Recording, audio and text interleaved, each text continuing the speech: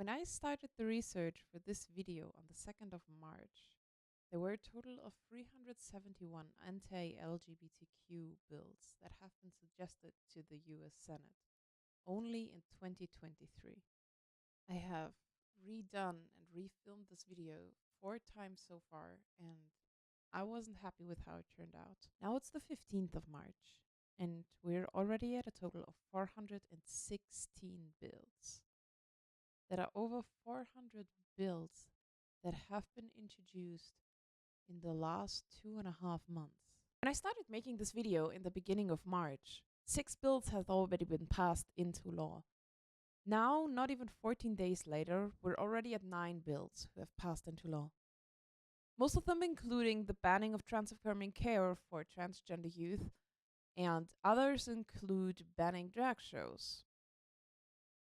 All in the disguise of protecting our children. Now, I could give you all of the details that I have been looking up over the last few days.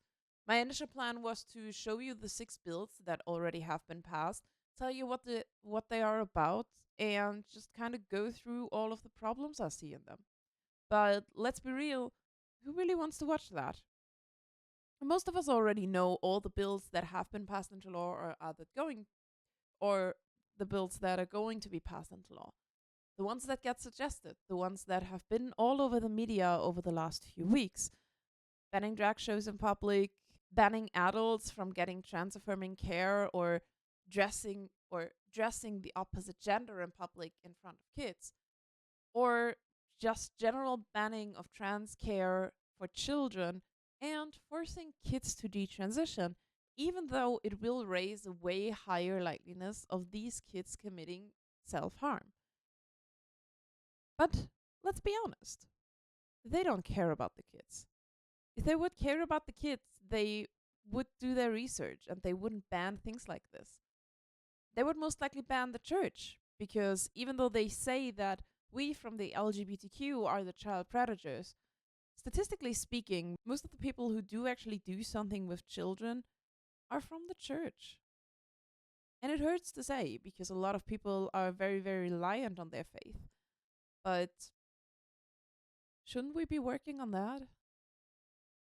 Isn't that the issue that we should talk about? Because since the whole debate started, not one drag queen have been proven to be a child predator.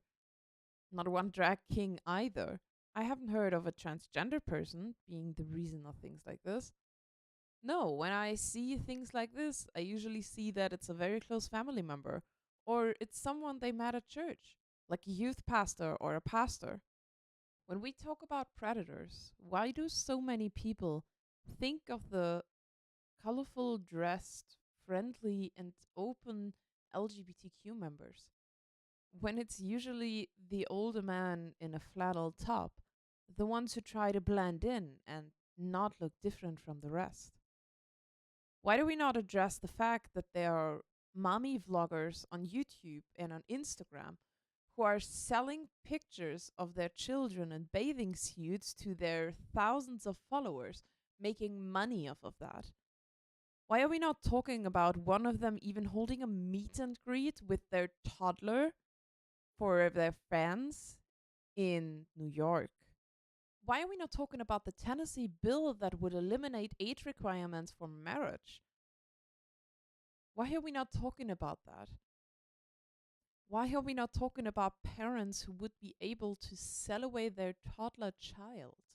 Why are we not talking about the weakening of child labor laws in some states due to the shortage of staff? But I'm getting sidetracked here. What I'm trying to say is transgender children in the USA are suffering every day due to the consequences of people not informing themselves before introducing laws. They are purposefully trying to raise fear against LGBTQAI plus people by preying on the weak and easy targets. They try to dehumanize us and making parents scared of us, because for parents nothing is more important than having their kids safe. So when a large group of people comes towards you and tells you that we are not safe for your children because we will turn them gay, then parents might blindly believe that and will try to defend their kids from the danger that they might see in us. This has been years and years of preparation and fear mongering. And now we're in the stage where we actually have to be frightened for our friends overseas because who knows what could happen to them. The USA is doing exactly what they criticized most of the Middle East for a very long time. The same people who criticized the Middle East for doing these things like banning people from being gay are now doing it in the US. They are fear mongering because they realize they can't prey on one group anymore. They have to find another one to raise the level of fear and fake awareness to get the votes, to get people to vote for what they want. Because the truth is, this is about money. This is about getting their big corporates to receive money from people who are aligning with these fear. They are preying on the weak ones, on the ones who can't defend themselves, on the ones who will blindly believe what will be served in front of them. And it must be true because it's scary. And I'm not here to defending anyone who supports these ideologies and ideas. Obviously, they've been served to you cold in your favorite news channels, on the internet, in podcasts, on TikTok, whenever you want to look. People out there and bringing it to you. And a very old book who says men shall not lay with men is obviously way more powerful than anyone telling you the times are changing and we need to change.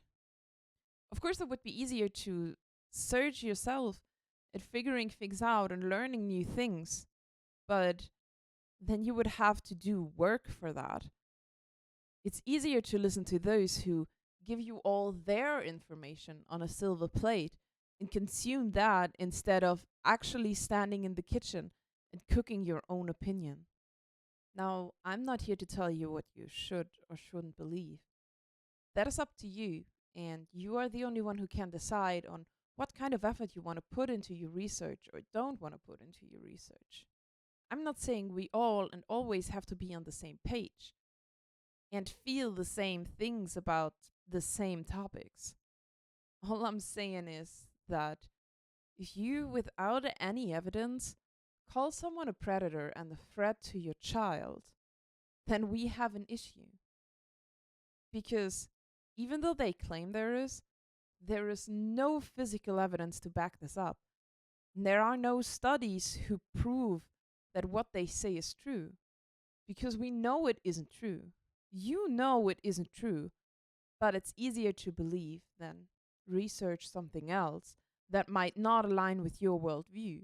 But this has been an issue that has been developed over the last few years, and I'm not here to solve a complex issue within 9 minutes of a YouTube video. And even though you might not agree with me on this, but if we're already having people like Michael Knowles calling for the eradication of transgenderism, meaning the eradication of all transgender people, we have to slowly realize that we're already at stage 4.